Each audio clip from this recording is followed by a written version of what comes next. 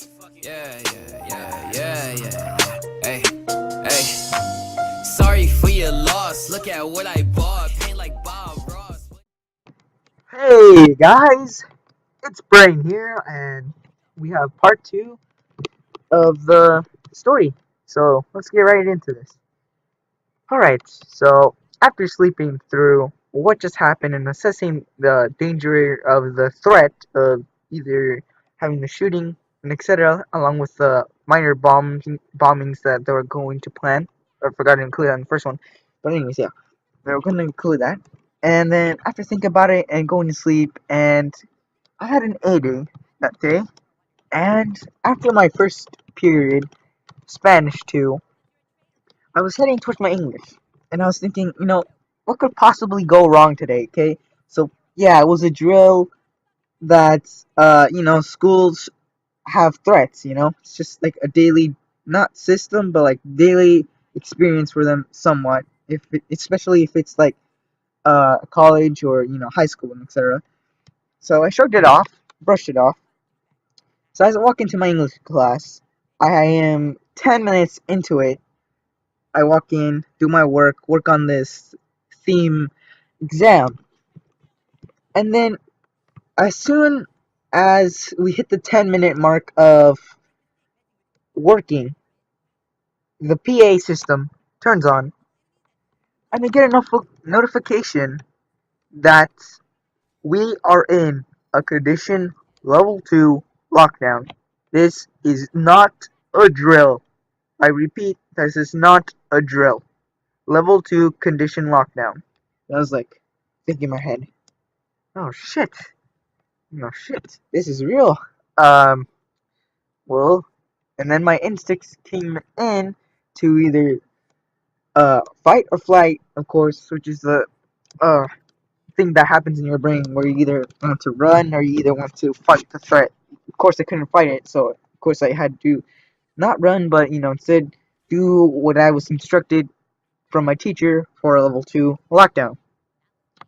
And so everyone was worried, including I was worried, but I wasn't really scared like all the other kids. I was a bit nervous, mostly for the part, and my heart was racing as soon as we got into the position for a level 2 lockdown. And my heart was racing in there, and I was squished with a bunch of my classmates in there, including Game Boy King was in there. If you don't know who Game Boy King is, he's uh the guy featured in my previous video down in the link below from the previous one, not the part one of this episode, but the other one. But anyways, he was in there, and so I was mostly squished into the back around the room where there was a hidden library, sort of. So I was squished around with a bunch of classmates down there, and so mostly a lot of people there were like texting goodbye to their families and friends and going like, "Well, this is the end," sending messages like that and saying, "I love you. I'll probably might never see you again, or hopefully I will." But not me. I was bold enough to, I don't think that's gonna happen, and I don't think it's gonna happen, especially one day before that they announced it and that they beefed up security that day, because as well when I walked in there was a lot of security beefed up around the school areas, and especially exits and entrances. So I really didn't think that was going to happen, but I took it seriously just in case, I might be wrong. All right, and my gut could have been wrong if it was real, and if it actually did happen. But anyways, um, as soon as I was there, 5 minutes passed, and I was like, oh shit. Well, actually, this might be a real thing because it's been 5 minutes and we're actually not out, because usually after like a couple of 3 minutes the drills are already over. So I was like, okay, whoa, whoa, boy, oh boy, what have I gotten myself into? And so a lot of people were talking about like how like at least I'm gonna die in school. This is ironic because I hate school, so that's ironic to those people. So I was like talking to a friend of mine who I know, who's also the brother of one of my friends. I was like, all right, dude, looks like this might be our last days I mean, this might be the last day on Earth that we might see each other and everyone else. So it's like, you know what? I'm going to pray for this and for this whole situation to turn out fine instead of a bloody headline story, front page of CNN or the Wall Street Journal.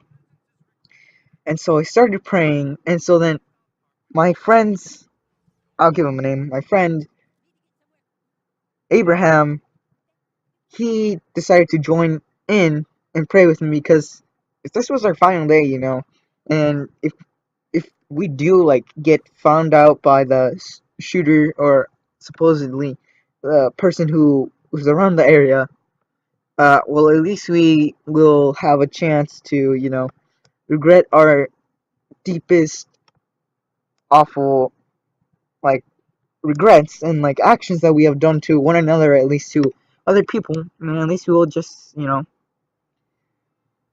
pray and hope in our faith that, we'll get another day, or at least it'll turn out fine in the end. So started praying, no joke, and hope for the best.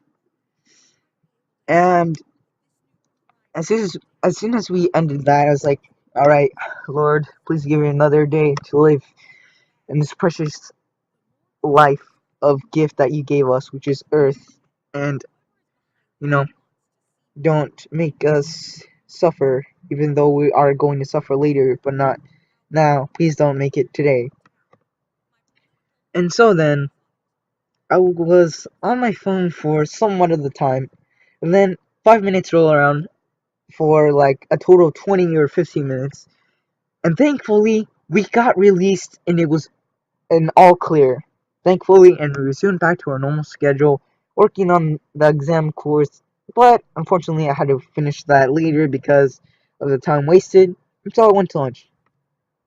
So after attending first to fourth, I had a club to attend to on Wednesday. So after that, I had a business club where you basically learn about business and how to run at least somewhat of a business and learn how to manage your money. So after that class, I go down the stairs in my school where like they have the staircase right there, and then to the right side there's a gym where you can lift weights and etc. So as I go down there and I was about to go turn around to the right again for the exit, I hear a rough voice say, "Hey, hey, Brain," and I was like, "Huh? Who could possibly be?" And I was thinking like, was he like a senior or sophomore or someone that I knew during that? I was like, nah, it couldn't be. So I turned around, and instead of seeing a sophomore or a senior, I see my sixth period teacher who teaches psychology, Mr. Gary. And so I turn around and say, "Hey, what's up, Mr. Gary?" And then like, he responded, he's like, "Oh, nothing much, just lifting these weights after thanks to this stressful situation which happened earlier today in my second." And I was like, "Yeah, huh, same here." And so like I was telling him how like I just wanted to go home and after doing school and then after staying for my club. And so we kind of chatted about what happened like on second period, well, about the lockdown. And so after a couple of 3 minutes talking about what awfully happened, he offers me a ride to go home, which is actually pretty kind of Mr. Gary since it was raining really hard that day, and I really didn't feel like walking home. I mostly felt like sprinting it home because it was raining and I did not have a hoodie on, so that was pretty cool of him. And so as soon as I got in his vehicle and I started to ask him, "Hey, do you know what supposedly caused the lockdown?" So of course he had the email, and our second period teacher for English forgot to tell us about what happened and what was the cause for it. So he told me that the cause of the lockdown drill was because supposedly someone in a glob course, I mean golf course around our school shot around to scare the geese, but someone in the neighborhood reported it as a gunshot and multiple shots were fired. And so that caused a spark of outrage and alertness around the neighborhood, so it was, of course, reported to the authorities and then towards the school because it was around the area. And so I was like, huh, that actually makes quite sense if it was a level 2. And so I was like, and also I did not hear that, which was weird, probably because I was in the first floor and I was a bit farther away from the course than other classes that would be way closer towards it, like out in the portables outside. And so I was like, huh, that makes more sense as I was realizing that. I was like, ask Mr. Gary another question, and if they captured, the people who did this. And he said no. I was like, well, they did, sort of suspect a guy, but they didn't press charges against him. I was like, huh, well, that's great. At least they're making somewhat progress. And so, as soon as that conversation ended for at least for a good bit, 3 to 5 minutes, I got out of Mr. Gary's generous ride, went home, told them, hey, you know what? Thank you for this ride. It's really kind of you to do this, especially since it's raining real hard and I don't have a hoodie to protect myself that much against the rain, and especially since it was like around 4 o'clock or 3:50 and almost got to 4:30, and it would have taken me until like around 4:50 or around 5 to get back home. I was like, you know what? Thank you, because you really saved time for me to go home.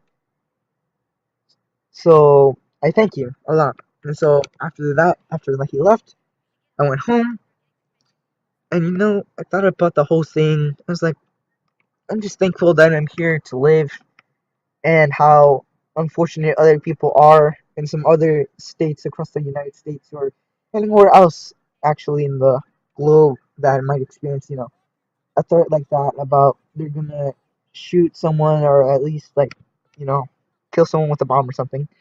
So I was pretty grateful for my life being saved that day, and especially for the car ride which my sixth period teacher gave me. So yeah, that's it for today's story, guys. So if you liked it, please give it a like. And if you're new, subscribe to the channel, and I'll see you guys in the next video.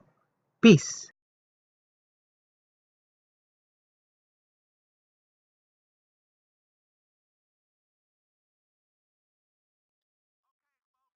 I took that chance and you were scared to give me. Pick my own cotton, I'm rocking my dreams. Creative capital, shout out to my CD. Revenge of the interns that copy my teas. Amazing.